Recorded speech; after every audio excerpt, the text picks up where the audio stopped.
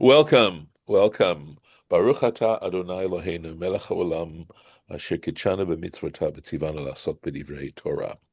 So we're Mm. having a discussion. I'm going to let Judith ask a question and then see if we can get into this a little bit. Go ahead, Judith. Do you believe that God has a specific plan for each person?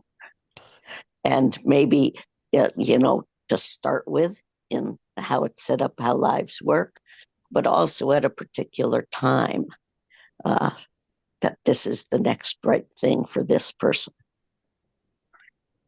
So I think that God does have a plan for every individual. The very fact that we are aware of how individuals are so varied in their personalities, in their intelligence, in their life situation, I mean, I think that that's the fact that that is a case means that each one of us has specific tasks that we can perform. And the issue then becomes also, do we want to follow a path of righteousness, or do we choose to be narcissistic and think life is all about getting pleasure, et cetera, et cetera? That we're free to choose. And I believe that's part of the glory of the world in which we live, is the amount of variety in the species. And whether we're talking about plants, or we're talking about insects, or we're talking about animals, etc., or human beings. I know you had another question, Judith, which had to do with the problem of evil, I believe, right? Yeah, So, well, yeah, I right. see, people say, a difficulty arises, that we either are able to go through, um, I don't know, productively and appreciatively, or, and they say, well, this was God's plan, Hmm. and God has a plan for you, and it's all according to God's plan. And I don't know, my response to this is, God gives us choices. Uh, we can choose, and you're right, though. Often our choices are limited by our prior experience or our fears or traumas or whatever, uh, even just what we're trained in. But I don't know. I find myself so resistant to that statement, that I'm, in some sense, turning away from, you know, dear God, what is my next right thing to do? Mm. I want to be doing that more of the time, or say, you know, may I do your will? Right. So, I'm not sure exactly how to approach the question. I think that in some ways, what the plan, if we want to talk about it in that kind of term, for us has to do with, our life situation, how we were raised. I mean, there are a whole variety of factors that help develop and create the individual that we are. Having said that, though, how we choose to process that information has a lot to do with a perhaps an element of free will. I know that there's a statement that says everything is in the hands of heaven, meaning the consequences are inevitable, except for the fear of heaven. In other words, the choice to believe in a transcendent, existent creator is a personal decision. And possibly there's something within all of us, given a certain level of intelligence or whatever, that is capable of understanding this and intuiting it. And we either, for a variety of reasons, choose to ignore it, or, or we decide to embrace it and then go to the next stage, which is to say, how do I, what's the path? And for, that depends on how you're born, to some extent, or how you choose, how you choose to accept the religion in which you're you're born and you're invited, but obviously there are people who are not satisfied with that and find themselves choosing something else. There's, of course, a tradition about that anyone who converts to Judaism, basically their soul was at Sinai along with all the other Israelites. I mean, I think these are literary ways, literary devices, if I want to use that term, to try and explain why a person would want to change their faith. But Rabbi, really, you go ahead. the greatest rationalist thinkers are always being forced to learn, right? They they they also had a very strong, you know, recognition of God. Uh, like Rambam and Soloveitchik and Hmm. Ishmael, Rabbi Ishmael. Yes, So I don't think it's. I mean, I used to be an atheist for a long time before I was Jewish, yes, and um, atheists don't atheists they see stuff like really existentialist. Like they live. It's like I live, therefore I am. I have no idea why I'm alive, but that's it. It is what it is. But I found that that's the the the contrast between existentialists and rationalist rabbis is and their belief in the how to say their recognition of God is completely opposite. It's just like someone who actually anyone that believes in God and it's not a rationalist. That's the difference. So I think of it. I think the problem with a Jewish person who knows they can that you have rationalist Jews. It's just a problem of learning and studying. I think. so there's a statement that says wisdom is given to the wise, right? So what's the wise in that case? It means they're open to learning. I think that's the wisdom that we're talking about. And to me, the to me, it is totally reasonable, right, to understand that I don't just spontaneously think.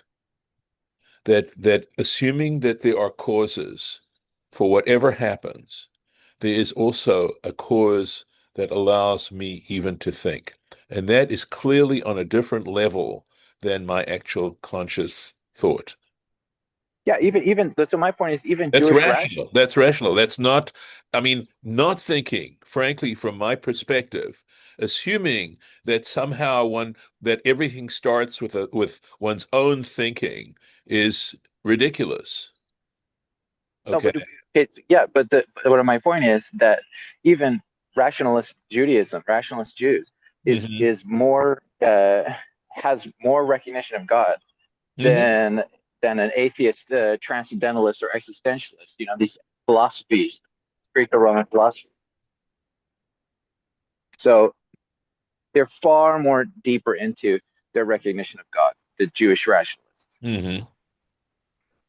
There's Well, no, okay, yeah, okay. That's part of sort of, I think, if and it's not that I'm an expert in transcendentalism or any of these other fields, um, but I think it has to do with the notion of the possibility of the transcendent uh, creator has a relationship. It's an assumption being made that that transcendent creator has a relationship, that we are capable of creating a relationship with that transcendent creator, that we have that ability, and that's part of the purpose of existence, is to try and develop that relationship.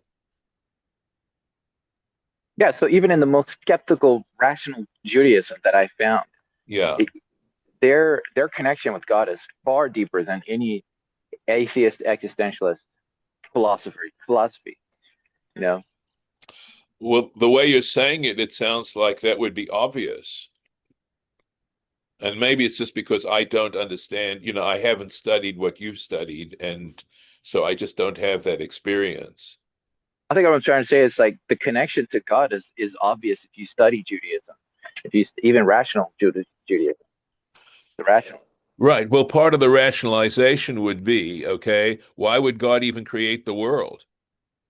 What purpose would there be for such for having a world to begin with? And by the way, Judith, that sort of answers that question of evil, right? Because if we were incapable of evil, we would have that being capable of evil means that we have a choice, right? Because we're not only capable of evil, we're also capable of doing incredible good. And you might say that to the degree that human beings are capable of evil, they're equally capable of doing an amazing amount of goodness and bringing and creating a world. I mean, I think that's the yearning and the frustration is that as human beings, if we are able to synthesize our lives with the divine will, we can create a world in which there's a divine presence. Each one of us is a conduit, and that's your purpose. Is how do you Oh, function as a conduit of the divine into the areas of influence in which you function? To what degree do you do that? And it's not necessarily preaching God. I think it's primarily acting that way. And I think we sort of look at that example in terms of the patriarchs and the matriarchs. And again, this sort of goes into a whole other type of conversation about, clearly the Bible focuses on the lives of the patriarchs, but I don't think I realize that it can be understood, and this, as I said, is a whole different subject about, being male centered. But the truth is that if one understands it well, it's actually uh agendered. It's not supposed to be a gendered thing, but rather simply to speak you know, in a general term and just using from a literary perspective, the males. But it's not supposed to lessen the role of women. Unfortunately, it is easy to see that, to assume that. well, it also gets misused that way. It You does. know. It does. I wouldn't deny it for a moment, but okay, and this is a whole other subject, in terms of so trying to solve it in the ways that I think we're currently trying Yeah. to solve it doesn't really solve it.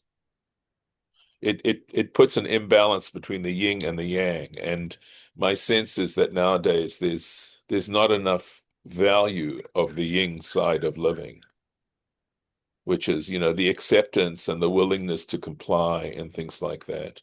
And in some Yeah. ways, you can, again, this may be a rationalization that denial of God is a way to deny that we have any responsibility to something beyond ourselves and not wanting to observe commandments, not wanting to even have such a concept. But the sad thing is that, if you sort of go in that direction, then essentially anything goes. And then there's no, what distinction do you make necessarily between good and evil? And is the distinction going to be, is it good for you and it isn't good for you? And that's the criterion of what makes it good or bad. And again, how do you judge what's good for you and what isn't good for you? Because experience tells us that some of the things that we think Yeah.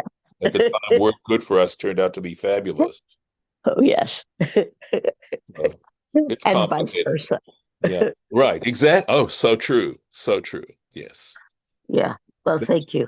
yeah. All right. We have not a lot of time, but I can go into the text a little bit. And hopefully, if anyone's watching this, they found the discussion interesting and worthwhile. I hope so. All right. Let's take a look. So we're still involved in those curses, okay? And we've got a few to go, but I think eventually we're going to get through them, okay? So here we go. We were talking about the exile, lasting as long as those Sabbaths were not observed, which is sort of interesting, right? Because the Sabbath means not being involved in the physical world, not in this particular case, essentially not being involved in the agricultural production, but allowing nature to take its course and giving nature a chance to be in control, so to speak. And when human beings, the Jewish people here are being punished, right, for those years in which they did not allow this to happen. They refused to accept the Sabbath, and of course, the whole notion of the sabbatical year is a huge discipline regarding faith. That our existence isn't solely dependent on ourselves. So, anyway, going on. V'hanish arim bachem, and those who remain amongst you. V'heveti morech bilvavam, I shall bring despair into their hearts. Ba'artzot oivehem, in the lands of their enemies. In other words, here, remember, we've been told that exile is our fate. Okay. V'radaf otam kol nidaf, and the sound, the sound, ale nidaf, of a, we use, there's a common expression, driven leaf, but a nidaf means scattered, right? A leaf that is scattered, the sound of leaves scattering. We'll see how Rashi interprets that, and he's going to go into sort of the idea of leaves. If you've ever heard when the wind blows on certain, when the leaves are somewhat drier, and you can hear the sound of the leaves beating on one another. That's what we're talking about here, and they're going to be in such a state of panic and fear that sound itself will be enough to drive them on. Venasu, and they will take flight. Menusat cherev, as if they're fleeing from the sword. In other words, this sound of the leaves beating against each other will make them think that there are swords drawn against them, and they will fly away from them, try to escape them. V'naflu, and they shall fall. In other words, such a hurry and such a panic to get away that they're going to fall the ein rodef, without anyone pursuing them. So again, the Torah is using very descriptive terms to try to describe the kind of fear that's going to happen as a result of all this behavior and this lack of faith, etc., etc. So let's go to 36 here. Let's find it. Right. Veheveti morach. Right. I shall bring a fear, a sense of despair. Rashi, pachad, fear, verach levav, meaning faint-heartedness. Right. No sense of security or confidence, just none, right? And then he talks a little bit about grammatically, his grammatical point. He says the letter mem, shel morach, right? There's the mem there. Yesod, it is a root letter. Nofel hu, but there are times when it gets elided, it gets dropped, right? Literally nofel. Komo mem, he says, like the mem in moed, right? And mokesh. So there are times when the mem, even though it's a root letter, gets dropped as the depending on the situation of and the use of the word of the noun. V'nasu minisat cherev, right? They shall flee as if they're fleeing from the sword. Ke'ilu rodfin horgim otam, as if pursuers are killing them. Ale nidaf, right? Ale is a leaf, right? Nidaf, he says this word nidaf. Sheharuach, that is the wind. Dochafor, it pushes it, right? It blows against it, pushes it. Umakehu al ale acher, and it makes it strike against another leaf. Umekashkesh, right? It makes this sound, this rustling sound. Umotzi kol, right? So that it's audible. V'chein targumo, and he says likewise the Aramaic translation, kal tarpa de shakif, that is the sound of a leaf that is knocking. Lashon chavata, it has the meaning of to beat, to strike. Shtufot kadim, there's the shtufot is the nidaf, right? Beaten by the east wind. Shkifan kidum. So there's the word. This is the translation in the Aramaic, right? Here, tarfa de shakif, kadim, right? Sorry, shkifan kidum, beaten by the east wind. Lashon mashkof. There's a Hebrew word, mashkof, which means, I believe, a threshold, right? Makom chabata, that is to say, a place where something is beaten, namely the door, where the door beats, strikes the threshold. V'chein targumo shel chavura. So likewise, the Aramaic translation of a wound that is made by being beaten. In other words, somewhere where you're been struck by something. That's a chabura, right? Mashkufi. There's that shakuf. So he's explaining this term here. We'll take one more sentence here. V'kashlu ish ba'achiv, right? And one man will stumble against his brother, mipnei kemifnei cherev, as if they are being driven by the sword. Right? Let's go on. V'rodef ayin, with none to pursue. So, in other words, such a sense of insecurity and lack of confidence and the fear, the panic, the sense of panic. V'lo tieh lachem tkuma, and you will not be able to. Tkuma means a way to stand ground, lifnei oivechen, before your enemies. And we know that the morale of an army, for example, is perhaps the most significant thing in terms of whether or not the army will stand ground against another army. But if the morale is destroyed, if there's no morale, or if it's very low, they're not going to be able to defend much of anything. So let's go on to the Rashi here. Kashlu ish be'achav, right? One man will stumble against his brother. Keshe yirtzu lanus, right? When they wish to flee, yikashlu ze bezeh. One will stumble over the other, ki yivhalu larutz, because they will be in a panic to escape, to run. Kemifnei cherev, as before, as if they are being pursued by the sword. Ke'ilu borchin, as if they are fleeing, milifnei horgim, as if they're fleeing from away from people who want to kill them. Sheyehe bilvavam pachad, because there will be fear in their hearts. The chosha'as furim, in every moment they are convinced, sha'adam rodfam, that some person is pursuing them, and that's from the Sifra.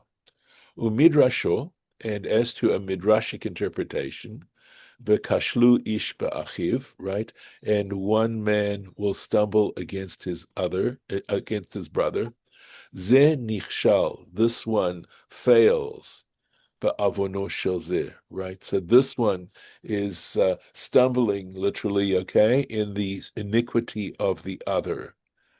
Shekol Yisrael arevin ze lazeh, because every Jew is responsible for the other. In other words, and we know this for a fact, that if a certain Jewish person acts in an improper way, then sometimes the people who are hurt by that behavior then will accuse all Jews of being that kind of person. So again, this is what this is saying, is this midrash is that, that we are intimately involved in the behavior of one another, and that we're security in a sense. And an arev is someone who stands security for you. That, like, for example, in a sense of a loan, that if you take a loan, the arev will be responsible. If you default on the loan, they'll pay up for you. So that's the idea of an arev, one who is going to be held responsible for the other. And this is where we'll stop for today.